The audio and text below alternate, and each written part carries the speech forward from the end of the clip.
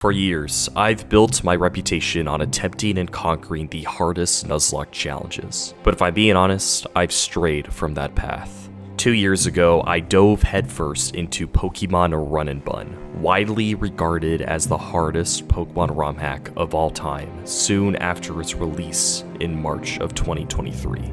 Drawn in by its complex custom AI system that pushes players to their absolute limits, I found myself constantly on my heels guessing what the AI would do next, turning each attempt into a bloodbath with no real shot at victory. So instead of continuing to ram into the wall, I turned back, leaving Run&Bun behind. The game was just too much for me, but I can't run away forever. With its final updates and comprehensive AI documentation now complete, there are no more excuses. I will beat this game, no matter what it takes. The path is merciless, the mistakes are punishing, but our will is stronger. And what this guy doesn't know right now is that he will eventually make history in this game. But we all have to start somewhere. Welcome to the start of my Pokemon Run&Bun hardcore Nuzlocke journey. Now, one nice thing about Run&Bun is that all 3 starters are distinct and impactful in their roles. There is no clear best pick, so I go with Turtwig as I believe this choice provides the best chance to advance past early game. Though fishing up a Finneon and Littleroot doesn't exactly boost my confidence. This mon does practically nothing, but I'm committed to getting as far as I can on this attempt no matter what, so welcome to the team, I guess. Our other early game pickups aren't too much better. We get Zigzagoon on Route 101, Ponyta in Odell Town, Bounsweet on Route 103, and Rookidee on 104. It's a solid variety of types, but overall I'd call this a below average starting group. The only real threat on our way to Petalburg is this Metronome Spinda, but thankfully it behaves. Route 104's grass has a decent bug fire type in Sizzlipede for us, and I could grab a new mon in the city, but I instead opt to delay the encounter in hopes of snagging a Primarina later, who is one of the best Pokemon in the game and an incredible Elite Four pick. The first boss fight with an Aqua Grunt in front of Petalburg Woods features a scary Carvana. Its high attack and rough skin can ruin runs early, but Turtwig easily absorbs through it while Rookidee handles the rest. This lets us sail to Dewford Town where we find 4 new encounters: Timber, Horsey, Spheal, and Tortuga. And for Horsey, we got the rare Dragon Scale, which means we get Kingdra for Brawly, which is absolutely massive. And this run might just be blessed. Now, did a random Bleasel on the beach almost send me packing? Maybe, but we scrape by and slide into Slateport in one piece, only to grab a Remoraid. But what if I told you this was actually one of the best Pokemon in the game? Well, then I'd be lying through my teeth. Anyways, Slateport is the site of the second boss fight in the game, a back-to-back with a pair of Aqua Grunts in the museum. The lead Murkrow is no match for Spheal, but Tortuga swims in holding a Rindo Berry, meaning it could get multiple Ancient Powers off. Of course it gets the Omni Boost, but Grotle ends the 1v1 with decent amount of HP left. Skrelp is the last Pokemon for this first grunt, and this is where things get a bit tricky if you're not prepared. Thankfully for my plan, it goes for Toxic, allowing me to KO and move on to the second grunt. This grunt's Marini is our toughest foe yet. Spheal dodges a crit to chip with a Hidden Power Psychic to start, and Ponyta tags in to finish it off. But my team is in rough shape for Frillish. Another play. Hell yeah, okay, don't confuse.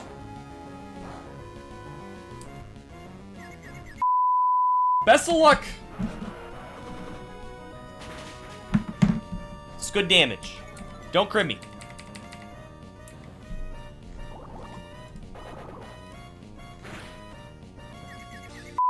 Dude, stop! Ah! I swear to God, if I get confused 3 times in a goddamn row. Okay, that's fine. That's totally fine, actually. I think we're good. Okay.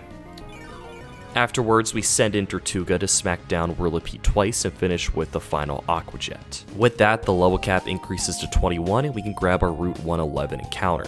You! Come on, dude. No disrespect to Shinx, but the lack of static hurts my next encounter at Granite Cave. Togedemaru is one of the best Pokemon in the game, and static would have gone a long way for us getting that, but without static, I decided to forego my chances at Togedemaru entirely in hopes of a different encounter in Steven's room.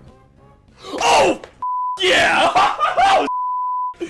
Okay! Our hopes for a win over Brawly has just skyrocketed, and my confidence steadily increases as I blast through the gym trainers. My box may not be the greatest, but I am fully locked in on making it all the way. But don't get it twisted. This game thrives on instilling an illusion of hope, presenting friendly faces that turn frightful as you approach, providing a path just to pull the rug out from under you. As soon as you start to feel comfortable in Run&Bun, you have already lost. Even reading this script right now makes me sick to my stomach as we get ready to fight Brawly, the epitome of Run&Bun's ruthless design philosophy. Winning this fight deathless requires not only optimal play, but a lot of luck. With this being my first attempt, it's not going to be easy. Brawly starts with his Kubfu, who's holding an Ayapapa berry to restore some HP once it drops low. But Corvusquire Plux says, "Thank you very much," and ends the 1v1 with 2/3 of its health remaining. Lopunny comes in looking for some retaliation against my bird, but my sea turtle takes the boosted move like a champ.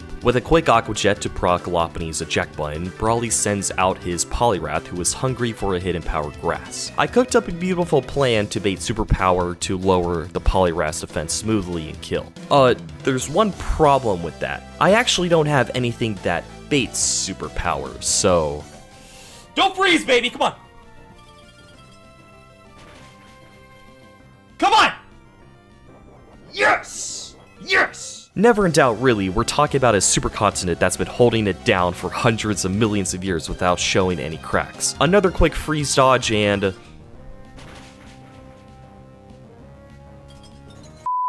Officially steering, I let Luxio take the wheel. Lyra dodges 2 crits and knocks out the spiral-bellied water type, but not without losing nearly half of her health. Lopunny comes out again looking to capitalize on the opportunity to knock out Sinnoh's early game electric type, but I'm not looking to lose Luxio. I swap in Tortuga to absorb another retaliate, but I could use a bit more than just defense from Leaky here. Come on, come on, come on.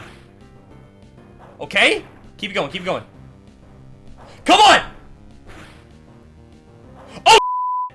Oh! Oh! Oh my god! Oh my god, oh my god, oh my god! Tortuga has come to play. Riding this insane wave of momentum, I easily KO Combuskin by utilizing a simple pivot through Gligar and Thunder Punch to get Kingdra in. And Gligar gets back in on the action by soloing him on top with a couple of aerial aces. But we are not out of the woods yet. Luxio was our original Scraggy answer, but Lyra taking damage earlier makes this a bit awkward. Gligar is doing well, so I leave her in to get off an aerial ace as she takes a feint attack in return. It's not looking great, but Luxio might have a chance to kill with a Covet. Can Lyra get it done? Thought he had it for a second. Damn. Alright, rest in peace. Alright. Kingdra finishes it off, and while I would have loved to win that one deathless, overcoming the tragic Grotto freeze is something to be proud of. We definitely don't get out of Brawly's gym without Luxio's clutch crit dodges, so shout out Lyra and rest easy. As a reward for our victory, we snag a Bellsprout from Petalburg Woods and proceed to steamroll the next batch of trainers. This is until we reach twins Gina and Mia on the bridge before Rustboro City, who serves us our first tough dull battle. They have a tough combination of mons to deal with, including hard hitters, redirectors, and helping hand users. My newly caught Plant and Centiskorch chip down the leads with Acid and Flame Wheel respectively, clearing out the way to take out Clefairy and Den simultaneously. An Aberrant Togedemaru duo drops in, so after Linoon destroys them, we dash into the domain of the Devon Corporation. We are able to snag a Muna, and then we fish on Route 115, which delivers us a crab that leaves me in despair. My box is looking rough for Roxanne, a fight that leaves little room for error. I might not have the horses to overcome her powerful team. But maybe I spoke too soon. Run&Bun gives you 10 rare candies throughout the game. These can be used to give you 1 level over the level cap. And it just so happens that this Krabby evolves to Kingler at level 26. So with him as the kingpin of my plan, what could go wrong?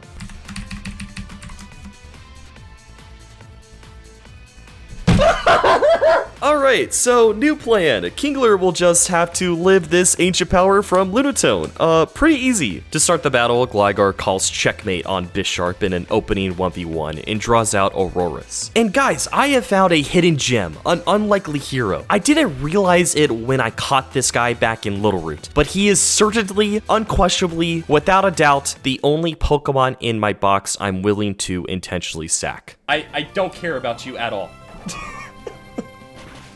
You could have been a Masquerain. You could have been you could have been useful. You could have done anything. But you have done nothing.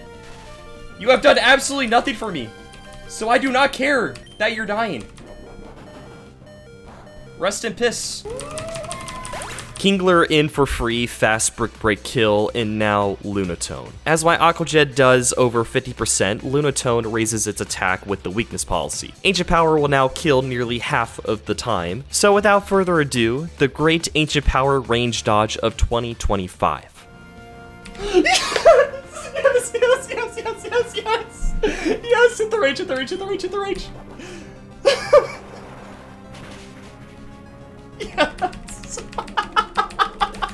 It's too easy, baby. It's really just that easy, and we're just gonna ignore the fact I thought that weakness policy boosted you by only one stage. I was literally just dead, and it was not a range, so call me a fraud all you want, because I definitely deserve it. But we are steamrolling right now. I mean, look at Serena destroying Caracosta even with its Rindoberry, and look at me smartly pivoting through Kingdra to bait 1,000 arrows into Musharna. How many times do you get to see? Wait, what? So yeah, there's a weird AI quirk with Skitter Smack, but I steer out of the trouble here using some yawn strats and dodging a crit on basically every turn, and I cap off the most fraudulent Roxanne of all time with a Kingler versus Solrock 1v1 to claim the second badge. As you can tell, there's a big learning curve to this game that I am starting to understand. And that was pretty much deathless considering the only Pokemon I lost was Lumineon after all. Like, who even cares about Lumineon?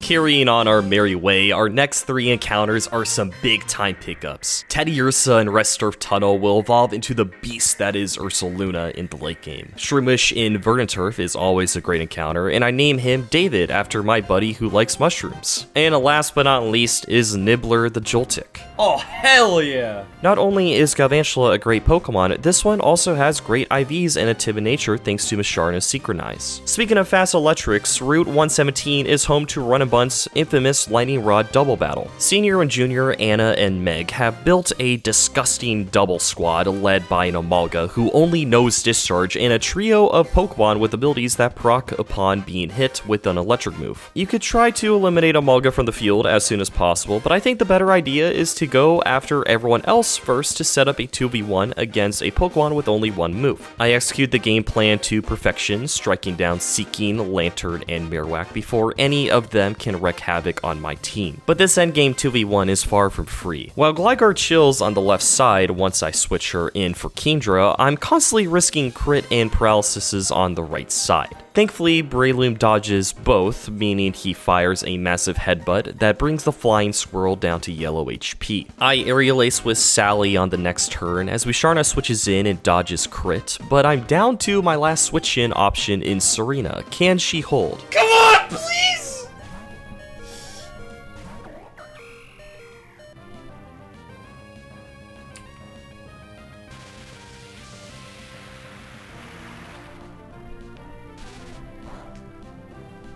Yes! Yes! Oh my gosh, oh my god. Is that it? Oh, it's too easy! And just like that, the path to Mauville is clear, meaning we will reach Hoenn's Electric City with just 2 deaths, one of those being the useless Lumineon.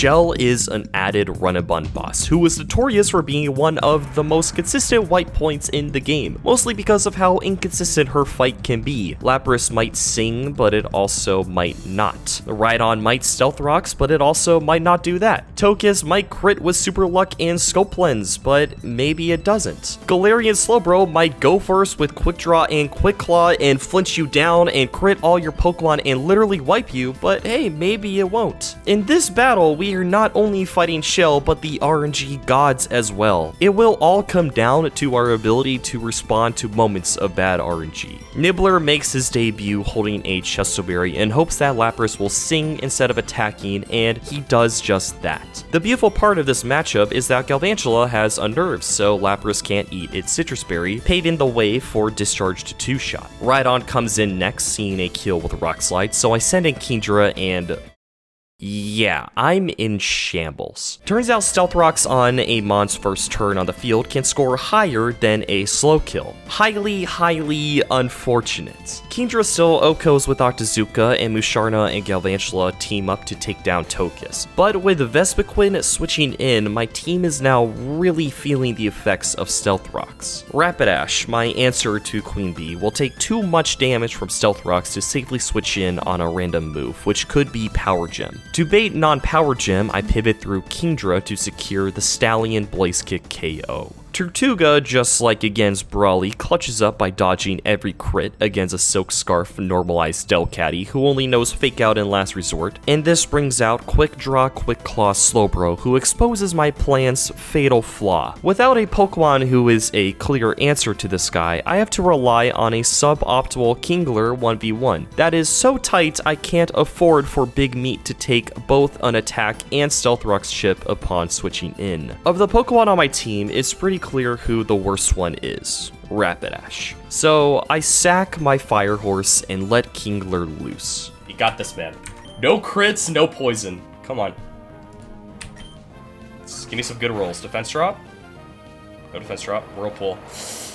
Okay, please don't slack off. Please don't slack off. Don't flinch me, don't flinch me, don't flinch me.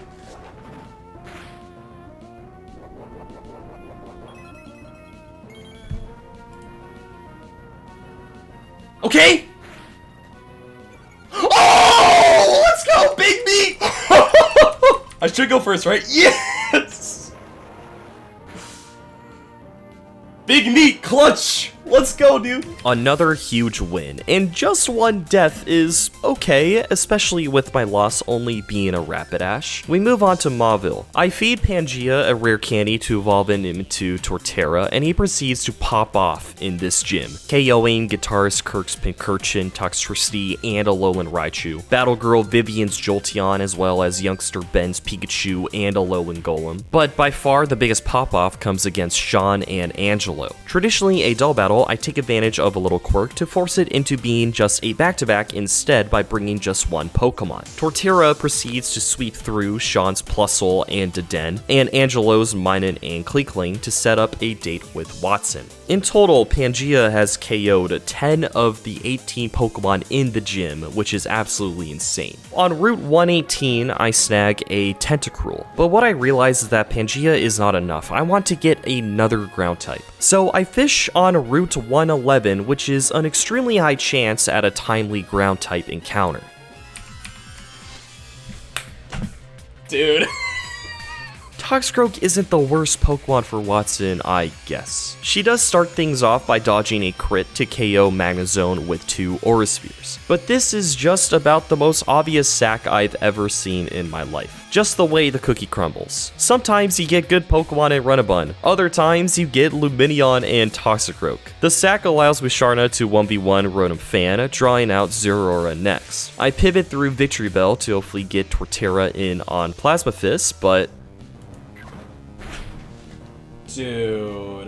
Torterra still wins the matchup against the mythical electric type with the help of some close combat defense drops, but I sure hope losing Pangea's Cherry Berry won't come back to haunt me later. I run a cool Toxic Stall on Lantern by pivoting between Tentacruel and Torterra on Ice Beam and Discharge respectively. Against Electros, I go with Serena to get things started, hoping to land one more Trop Kick before bringing in Torterra for better positioning when Wattson's final Pokemon comes out. The only way things could go wrong here is if Trop Kick crits. So, of course it does. Oh, and Watson's ace? Yeah, Mega Ampharos. You heard that right. Well, Torterra, I'm gonna need you to clutch up here, buddy. Mega Ampharos is going to fire in a Dragon Breath, and I need you to not get paralyzed.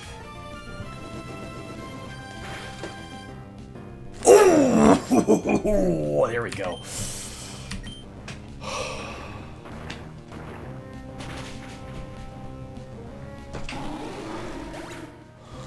Let's go. Long live the turtle, baby. From here, Run&Bun switches things up a bit from Vanilla Emerald. Rather than heading north to take on Team Magma and Flannery, we take Cycling Road and loop back around to Petalburg to fight Norman. But there is one key fight we have to tackle first. Cycling Road Rival. Undoubtedly the hardest fight of the game so far. An insanely balanced team led by Indeedee, who sets up Psychic Terrain and holds a Light Clay to increase the longevity of its screens. A trio of powerful physical attackers in Blaziken, Serena, and Weavile. A Dragon Dancing Kingdra, and Whipped Cream on top. No matter how well you think you are playing up until this point, you are in for a rude awakening on this otherwise unassuming Cycling Road. To try beating this fight is a fool's errand, but if there ever was a box that could do it, it certainly is not this one. Obstagoon makes his debut to embarrass Indeedee with a trio of Brick Breaks that breaks every screen the Psychic type sets, and thankfully we do not get Hyper Voice. The Goon gets a dig in on Blaziken before I sack my beyond useless Octillery to get Musharna in for free. A Blaze Kick into Psyshock ends the interaction, bringing in Weavile. That's not Weavile. Okay, so basically the custom Run&Bun AI loves switching in Pokemon who see fast kills on the Mon the player has on the field, and that's what should have happened here. But Blaziken's Blaze Kick low roll failed to proc Musharna's Citrus Berry, meaning Serena saw boosted knockoff damage, and it switched in that over Weavile because of the team order. My plan is now out of sorts, and it's going to come down to Centiskorch to clutch up and get me out of trouble. Flame Body? Come on. Give me Flame Body, please. Flame Body, Flame Body, Flame Body. Yes! Yes! Silly saves the day and gives us a chance. But before burn damage KOs Serena, I bring Obstagoon back in to bait Weavile onto the field. Kingler successfully 1v1s the Sharp Claw Pokemon, finishing with low enough HP to incentivize a kill over Dragon Dance from the incoming Kingdra, which is perfect. But for the second straight battle, I need Torterra to dodge some RNG. Can Pangea do it again? Yes! Don't drop! Yes! My guy comes through once again, but I proceed to make a massive mistake. My goal in this 1v1 is to KO Kingdra when Torterra is within range of a kill from Alcremie in the back. However, by going for Synthesis instead of a kill, I end up having too much HP to do so. Alcremie, whose Psychic Seed boosts special defense upon switch-in because of the permanent Psychic Terrain, is now likely to use Acid Armor, which would be disastrous. Yes! Yes! Woo! Let's go! Oh, we get a crit too! Let's go, baby! Too easy! Too easy! 5 major boss fights, each one defeated with just one death. And it's not like any of these Pokemon are particularly good, right? Surely all these deaths aren't gonna matter too much. Carrying the momentum from our pair of close victories over Wattson and Cycling Road, I curve stomped the trainers on Route 103 on the way to encounter a Magnemite in Altering Cave. A very good pickup. With a promising new team member in the box, I press forward to challenge the final 3 fights standing between us and the Petalburg Gym. With the first one against Aroma Lady Daisy definitely being the easiest. Her standout Pokemon is Contrary Lurantis, but the plan here is simple. Expecting Facade because of the burn, I pivot through Caracosta. What? What? What?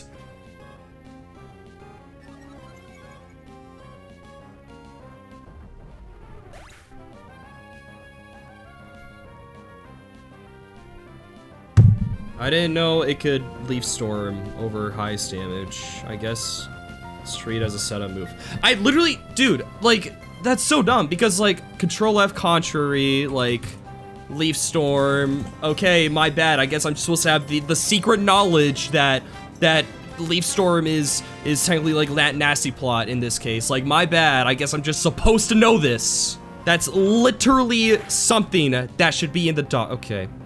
Yon's reacted to my clip. That's just great. Wow. And the whole chat is spammy Keck W. Nice, yeah. Eventually I calmed down, and man, this death has me rethinking everything. To this point, I've been coldly sacking weaker Pokemon in favor of keeping my stronger ones around in the hopes of extending the run. Now, don't get me wrong, these decisions were absolutely the right plays in their respective moments. Sacking is a strategy you have to employ throughout a Run&Bun hardcore Nuzlocke in order to have success. However, I've done a really poor job of showing appreciation for those Pokemon who have sacrificed everything to keep this run alive. Ultimately, that mindset of viewing my Pokemon as nothing more than tools lends itself to complacency. Complacency leads to misplays, and misplays leads to wipes. Caracosta is one of the most important encounters in the game. It's an amazing protect Pokemon, and its typing is fantastic, so this loss is going to sting a lot. Moving forward, I have to make sure to appreciate each and every Pokemon I have, no matter how long they are on my team or how many fights they actually come to. With this healthier mindset, I'll enjoy the journey more, and that's what it's all about. Win or lose, the best part of Nuzlocking is having fun and making memories with the friends we make along the way.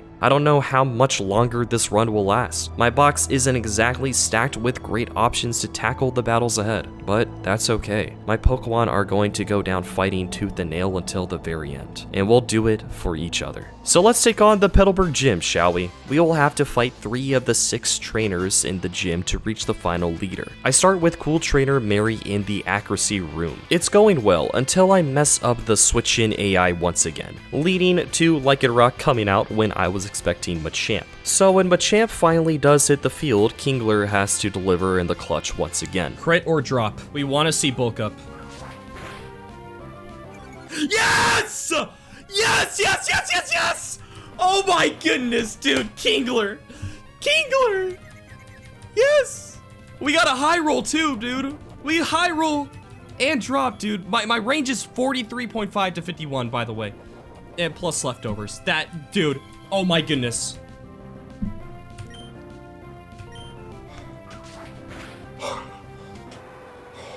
Dude. Big meat! Cool Trainer George in the recover room goes much better, but Cool Trainer Burke in the recoil room, well, Come on. whew.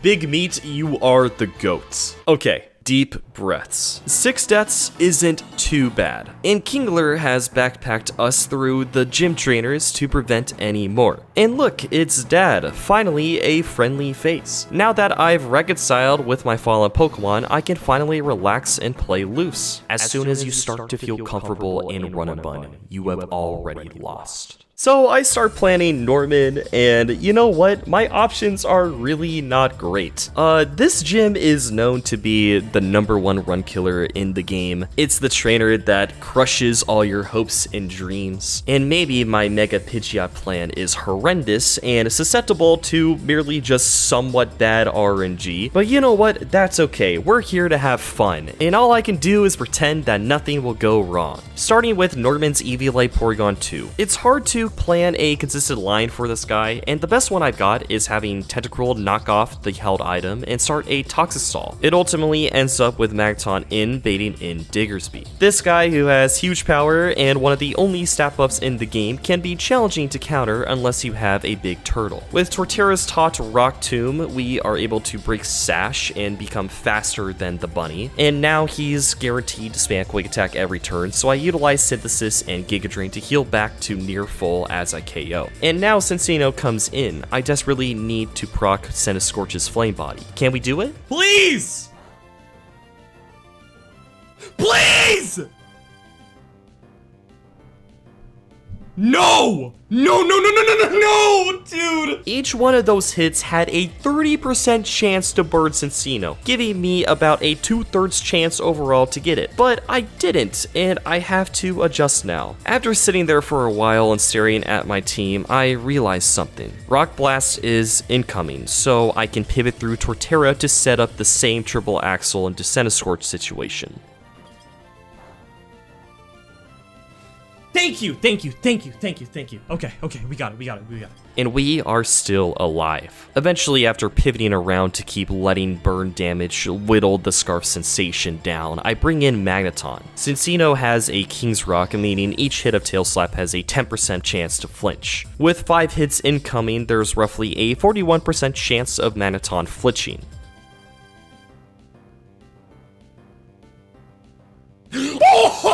Let's go! This is perfect. Norman responds with Meloetta, seeing a fast close combat kill, meaning I can swap in Musharna as the Melody Pokemon's defenses drop. Knowing the AI loves using Relic Song, Stress Ball holds a Chesto Berry, giving her the opportunity to hit a Psyshock range to kill after the form change, but it doesn't kill. Well, this could be the end of the road. Meloetta is about to go for Body Slam that has a 60% chance to paralyze thanks to Serene Grace. Just like my Musharna, I'm a giant ball of stress right now. Can we hold the line though?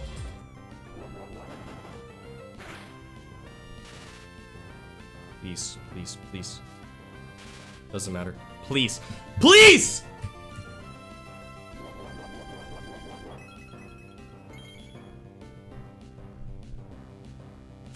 No, dude! It looks like it's over, but I do technically have one more out. The extremely unlikely Centiskorch Flame Body procs. Does Silly have one more miracle in him?